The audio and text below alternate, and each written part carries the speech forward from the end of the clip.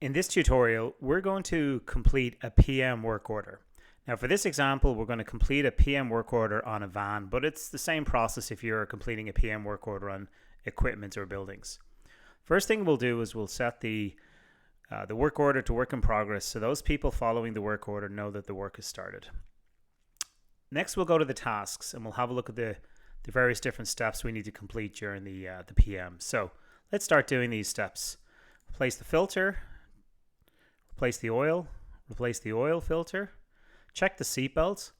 So let's say the seatbelt failed. So what we'll do is we'll fail it, but we'll address the issue now.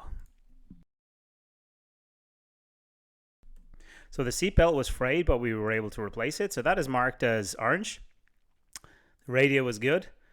We'll record the mileage. We can see the last mileage reading was 20,000 miles. So let's say this happened at 21,000. Click save. And finally, inspect the brakes. So let's fail the brakes also. Now the brakes is a pretty big job and we don't have the parts in right now. So what we'll do is we'll fail it and we'll add it to a follow-on.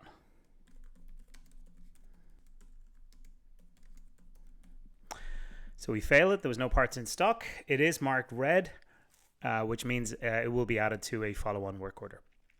So that is all our tasks signed off as done. We have a bunch of tasks and subtasks in there.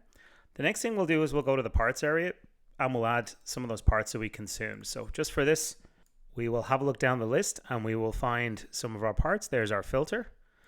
We plan to use one of these and we used one, and click save.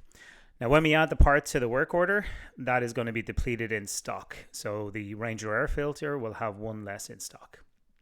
So a few other things we can do during this work order, we can also add some files if needed, or we can add some additional steps maybe during the service. Noticed tail lights was damaged, so replaced it. We can upload a photo of that. Here we go, the damaged tail light, and we can save that. So something that we did during the PM. We will close off the PM as done. We will add our hours worked. Let's say we spent 3 hours on this, and that's the work order signed off as done. If we go to our work order list and we order by code, we can now see the follow-on work order 114 that was created specifically from 108. And when we open up the tasks tab, we can see that failed step from the previous work order. And that's it. And that's how you complete a work order in Zoidii.